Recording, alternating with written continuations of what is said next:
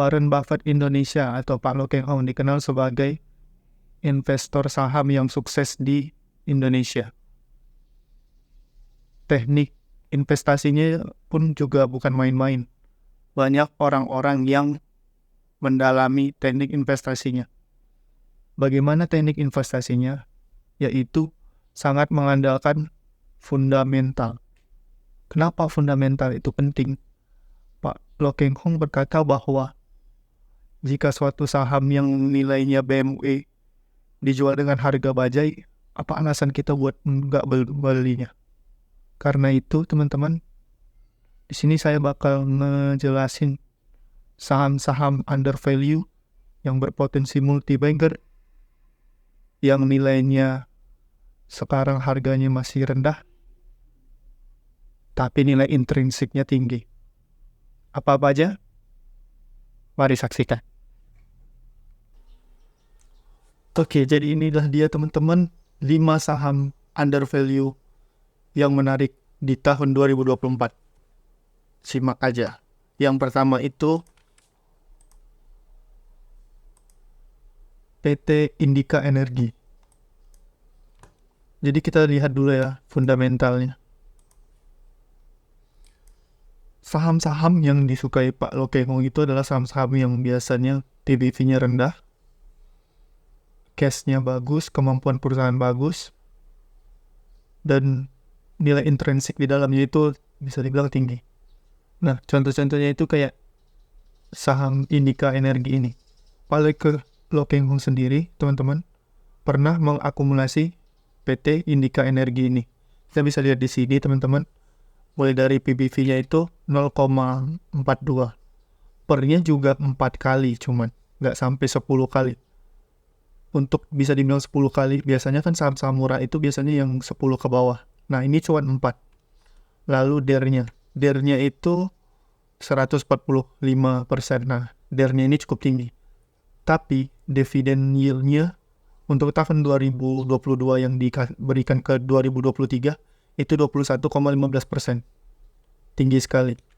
Ini saham PT Indika Energi ini adalah saham energi. Nah, umumnya itu khususnya itu batu bara, tapi sekarang sedang ada peralihan dari energi fosil ke energi terbarukan seperti PLTU dan nikel. Jadi ferronikel begitu. Nah, kalau dari sisi teknikal teman-teman, sebenarnya dia masih downtrend. Dia masih downtrend ke bawah. Nah, terus dari indikatornya juga MA200-nya masih di atas MA50, jadi masih downtrend sekali memang. Nah, dia ada ke bawah sini. Kalau teman-teman tertarik, sebenarnya ada 2 pilihan. Teman-teman bisa beli nunggu di bawah, mungkin di sekitar sini, tapi kayaknya sangat gak mungkin sih untuk PT Indika Energi ini sampai ke 1000. Teman-teman kalau misalnya punya dana dan tertarik untuk saham ini, teman-teman bisa ngambil di 1460 di Fibonacci-nya dan juga di support terbawahnya ini 1360. Atau teman-teman bisa nunggu dia di mana MA50-nya di atas MA200 atau melebihi garis tren ini. Jadi misalnya tiba-tiba dia ada di sini, contoh chartnya di sini, terus teman-teman bisa ngambil di sininya gitu. Di sininya misalnya. Nah, di sini teman-teman bisa ngambil buat beli. Di sini juga PBV-nya itu bisa dibilang rendah sekali. Jadi kemungkinan besar kalau apalagi ada dorongan-dorongan misalnya dari sektornya, khususnya energi, kita bisa lihat juga tahun 2024 ternyata masih ada perang-perang, khususnya malah ada perang lagi yaitu antara Yaman dan Amerika Yaman melawan Amerika dan Inggris. Mohon maaf teman-teman, bukan Yaman tapi organisasi di Yamannya itu. Terus juga, nah saham yang kedua itu GPRA. Nah, saham GPRA ini adalah saham di bidang properti. Nah, kita bisa lihat di sini teman-teman, PBV-nya itu 0,34. Terus PER-nya itu 4,02 ya, kurang lebih sama. DER-nya tapi lebih kecil. DER-nya lebih kecil 4,24%. Tapi dividen yield-nya di sini dia nih jarang bagi dividen, atau ada pun bagi dividen tapi dividen payout ratio-nya nggak sampai 10%. Makanya dia cuma 1%. Nah, kita lihat dari segi teknikalnya teman-teman. Segi teknikalnya itu, nah sebenarnya ini karena sahamnya nggak terlalu liquid ya, mungkin chartnya jadi nggak terlalu kebaca. Tapi kita bisa lihat di sini teman-teman, sebenarnya di sini ada pembentukan yaitu bearish pennant gitu. Sebenarnya ada kemungkinan ke bawah kalau memang teman-teman tertarik dengan saham ini. Sebenarnya kalau teman-teman sabar mungkin bisa aja dia di harga 74. Nah, di harga 74 ini nunggu dulu. Sebenarnya menarik sih buat kalau dia memang ke 74, sangat menarik buat aku buat dibeli, karena tentu saja PBV-nya juga makin rendah, potensinya juga makin naik. Dia juga teman-teman pernah naik tinggi ke 300-an. Jadi bisa jadi beggar sih. Cuman kita nggak tahu beggarnya kapan. Kalau teman-teman tertarik sih sebenarnya bisa nyari-nyari bagian-bagian supportnya, atau kalau memang mau sabar tunggu di 74 kalau memang dia bakal turun ke 74. Jadi kurang lebih seperti itu. Lalu saham yang ketiga itu Cevin. Nah, saham Cevin ini PBV-nya itu 0,37, lebih nomor 2 di bawah GPRA. Lalu juga PER-nya itu lebih tinggi, cuman 2,08 doang. Lalu DER-nya itu 3,73%. Lalu dividen payout, dividen yield-nya itu 20%. Tapi teman-teman, Cevin ini baru bagi dividen tahun lalu doang. Jadi sebelumnya dia belum bagi dividen. Jadi bisa dibilang kalau kerutinan bagi dividennya masih lebih tinggi INDY, tapi PT Indika Energi. Tapi Cevin ini tahun lalu memang bagi dividen tinggi, yaitu sekitar 100 gitu. Nah, sekarang kan nilainya cuma 500 gitu. Dan ini teman-teman dia di sektor keuangan. Dia kayak jasa keuangan gitu. Baru kita lihat ke teknikalnya ya. Teknikalnya itu nggak ada chart sih teman-teman, kayaknya ini nggak ada chart. Terus juga yang teman-teman perlu perhatikan di sini sebenarnya memang dia under value banget ya, under value, PER-nya tinggi, terus bagi dividennya tinggi kemarin. Tapi teman-teman harus lihat di sini, bagian di sini ya khususnya. Di sini ya teman. Ini di sini dia waktu bagi dividen ya. Jadi dia karena dia bagi dividen tinggi, naik sampai 700 waktu dia bagi dividen. Jadi memang ya. Tapi kalau misalnya kita lihat lagi teman-teman, kalau dia mungkin bagi dividen lagi ya teman-teman, seharusnya bakal naik lagi, mungkin setidaknya nyampe ke sini lah. Kalau misalnya dividen payout hasilnya 10-20%, bisa sampai ke sini lagi. Cuman kita nggak tahu apakah bakal bagi dividen atau nggak. Terus chartnya ini, dari chartnya saya nggak bisa membaca apa-apa ya di sini ya. Tapi yang kita lihat di sini MA50-nya itu masih sedang di bawah MA200. Ini bisa dibilang ya bahaya sih. Kadang saham-saham kayak gini bisa bikin downtrend. Rata-rata saham-saham kayak gini bisa downtrend karena dia di bagian khususnya di sini sekitar Desember kemarin MA50-nya di bawah MA200. Biasanya kayak gini awal permulaan untuk downtrend. Tapi teman-teman, balik lagi teman-teman, kalau teman-teman tertarik karena value-nya memang rendah, PBV-nya rendah, under value bisa dibilang, ya teman-teman bisa serap setengah dulu mungkin, atau serap berapa gitu. Nanti kalau misalnya turun lagi, teman-teman bisa akumulasi lagi. Tapi balik lagi teman-teman, di sini pilihannya di teman-teman gitu. Selanjutnya itu MNCN. Saham MNCN ini saham multimedia. Jadi kayak MNC yang bagian-bagiannya entertainment gitu. PBV-nya itu 0,27, yang terendah dari yang 3 sebelumnya. PER-nya itu hampir 5, DER-nya itu 9,45%, nggak sampai 10%, rendah sekali. Lalu dividend yield-nya itu cuman 1,31%. Jadi dia dividend payout ratio-nya itu kecil lah bisa dibilang.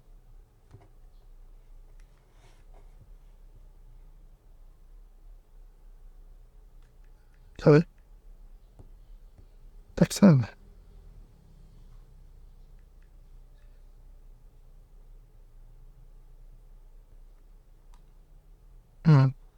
Dia cuma bagi sekitar berapa ya? Dividend yield, dividend payout ratio-nya itu kecil lah. Nggak sampai 10% juga. Nah, kita lihat di teknikalnya itu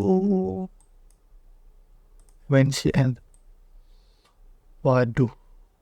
Nah, kan teman-teman bisa lihat kan, ketika suatu saham itu di bawah MA50-nya itu terjadi golden cross ke bawah itu, yaitu MA50-nya itu di bawah MA200, biasanya sahamnya itu bakal lebih cepat turunnya, jadi downtrend gitu. Nah, ini bisa lihat teman-teman lihat terus turun gitu. Ya, tapi mungkin di sini bisa jadi batas turunnya mungkin ya. Jadi teman-teman kalau di sini mungkin bisa dibilang side, tapi kita belum tahu sih karena chartnya masih sedikit. Di sini kita lihat sebenarnya kalau dari time frame kecilnya doang, selama 3 bulan ini ada pembentukan sama juga bearish span juga. Jadi ada kemungkinan ke bawah lagi sih kalau memang chartnya benar-benar terkonfirmasi tembus ya. Misalnya nanti dia ke sini, misal contoh kan dia ke sini lagi. Terus ada candlenya itu lumayan tebal ke bawah. Kemungkinan besar dia bisa sampai ke 300. Itu yang teman-teman harus perhatikan lagi ya. Tapi balik lagi, PBV-nya sangat rendah. Nggak sampai 0,3. Siapa tahu teman-teman tertarik atau bisa dipantau ya. Oke, selanjutnya itu saham Soci. Nah, saham Soci ini saya sebenarnya udah lumayan lama perhatikan. Jadi sekitar dari 2023 kemarin udah perhatikan tapi belum beli. Teman-teman bisa lihat di sini PBV-nya itu 0,22 yang paling kecil. Kalau PBV 0,22 ibaratnya nih PBV-nya nilai suatu perusahaan itu 1 miliar. Cuman 220 juta dihargai oleh pasar. Saya bilang kecil sekali lah kayak. Ini benar-benar the real hidden gems. Nah, tapi kita harus perhatikan lagi apa sih yang bikin kayak gitu. Kenapa sih dinilai rendah gitu. Nah, itu bisa teman-teman perhatikan. Teman-teman bisa mungkin bedah lagi laporan keuangannya. Yang kemarin saya lihat sebenarnya nggak ada yang benar-benar signifikan sih. Cuman memang kinerjanya itu, salesnya itu kayak nggak bertumbuh karena dia memang mengandalkan saham-saham batu bara. Karena dia yang diangkut, dia kan saham perkapalan. Jadi dia yang angkut itu perusahaan kontrak dengan perusahaan batu bara buat dikirim. Biasanya gitu-gitu. Terus PER-nya itu 7,6 ya. PER-nya ini yang paling tinggi sih. Nah, di sini berarti dia memang kemampuan perusahaan buat menghasilkan laba itu masih sedikit lah baratnya. Terus juga dari segi DER-nya itu 60,15%. Lalu dividen yield-nya itu 0. Dia saham Soci ini hampir nggak pernah bagiin dividen, jarang bagiin dividen. Tapi teman-teman, kemarin saya sempat melihat, buat catatan aja ya buat teman-teman, Soci ini di tahun 2023 ada etikat baik gitu. Jadi dia ngebeli perusahaan 2 kapal angkutan lagi. Jadi yang totalnya kalau nggak salah kemarin 33 jadi 35. Hal ini bisa dibilang ya, kalau misalnya mereka masih serius kayak gitu, saham ini bisa tumbuh sih. Saham ini bisa growth, salesnya bisa growth. Karena dia kan kalau misalnya kapalnya makin banyak, otomatis makin banyak juga potensinya. Kalau misalnya orderan masuk, retail bisa reach semuanya lah, banyak lah yang bisa di-reach karena kapalnya terus meningkat gitu. Nah, selanjutnya sisi teknikalnya itu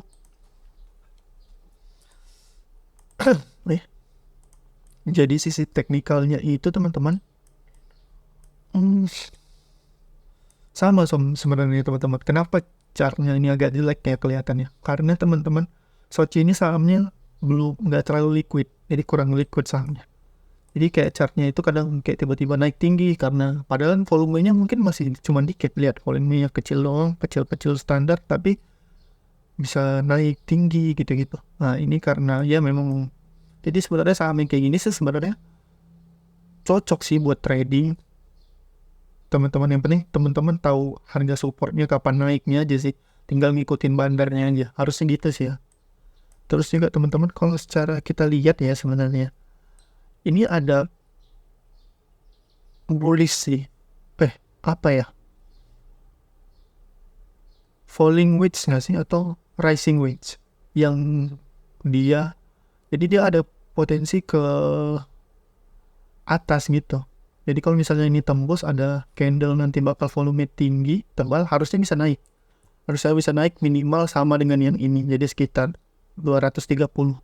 Teman-teman bisa lihat dulu di sini apa terkonfirmasi ya, kalau misalnya ada candle tebal volumenya tinggi kemungkinan besar bakal naik. Tapi lagi-lagi teman-teman, resikonya di teman-teman disclaimer on, jadi gitu ya teman-teman.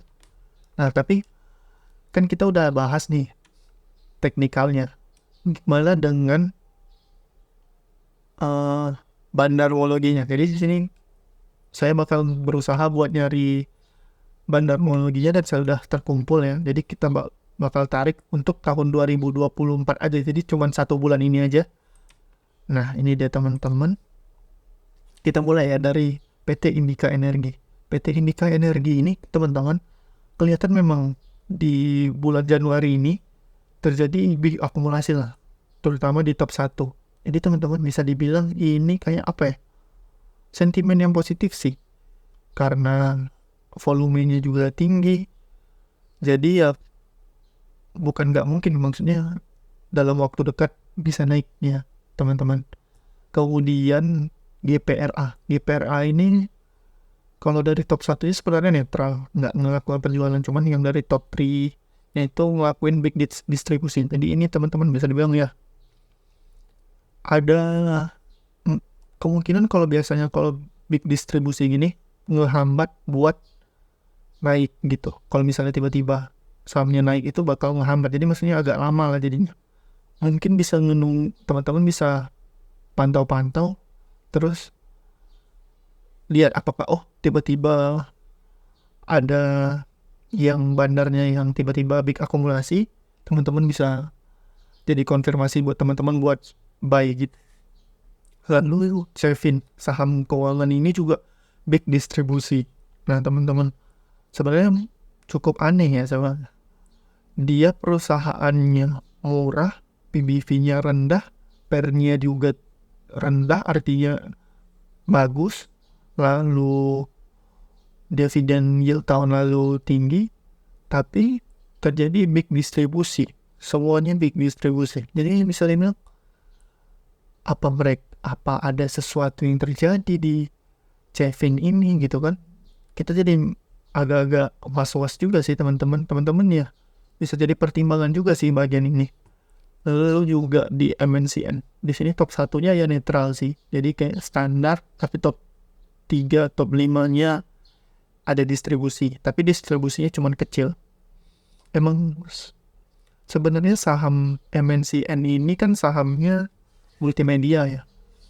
Kalau kita lihat memang pasar sih memang kayaknya tren buat multimedia ini masih kurang ya. Cuman memang dia kan salah satu saham multimedia yang top ya, yang bagus gitu. Jadi kalau misalnya tiba-tiba ada sentimen buat industri multimedia, harusnya nih saham bisa naik tinggi. Cuman agak-agak pesimis sih kita ngeliat sekarang, trennya juga udah nggak ke TV gitu kan, rata-rata orang udah pakai sosial media doang buat ngiklanin sesuatu gitu-gitu. Jadi kayak ini bikin saya jadi kayak kurang tertarik sih di MNCN. Cuman teman-teman ya, kalau teman-teman punya analisis lain bisa komen lah kali ya, buat bantu saya buat tahu apakah ini menarik atau enggak. Lalu nih saham Soci. Saham Soci ini terjadi big distribusi sama di top 1, tapi yang di bawahnya itu normal distribusi, jadi nggak terlalu. Ini bisa dibilang ini memang ada distribusi tapi nggak separah yang ada big distribusi. Contohnya kayak Cevin. Nah, kenapa sih ini ada distribusi? Kalau saya lihat sih sebenarnya agak bingung juga sih ya. Kita lihat dari pendapatan soalnya juga naik. Terus cuman dia memang nggak menariknya karena dia nggak bagi dividen sih, belum bagi dividen sampai sekarang. Jadi kayak itu mungkin yang bikin investor-investor jadi kayak buat apa ngabisin di sini. Apalagi kita ngelihat saham-saham lainnya kayak saham-saham batubara sekarang lagi naik-naiknya kan, karena kondisi ekonomi yang kayak perang ya masih tidak teratur lah gitu, masih banyak ganggu masih tidak stabil gitu. Nah, tapi teman-teman harusnya sebenarnya kalau saham batubara naik, permintaan tinggi, saham Soci ini juga bakal naik sih sebenarnya, karena dia memang jasa angkutannya itu buat kapal-kapal besar gitu, jadi yang berskali banyak gitu. Harusnya kerjasamanya dengan perusahaan-perusahaan batubara. Jadi kalau misalnya batubara naik, jasa angkutan buat kesananya juga naik, jadi menarik juga ya. Kurang lebih seperti itu ya teman-teman, analisa saya buat saham ini. Oke, jadi inilah dia teman-teman 5 saham yang under value, tentunya dengan kondisi yang masing-masing ya. Teman-teman sukanya yang mana? Teman-teman bisa komen di bawah, diskusiin yang mana yang paling menarik buat teman-teman. Kalau misalnya ada pertanyaan yang insya Allah saya jawab, teman-teman juga jangan lupa buat bantu saya, support saya dengan cara like, komen, dan subscribe. Oke teman-teman, itu aja dari saya teman-teman. Terima kasih.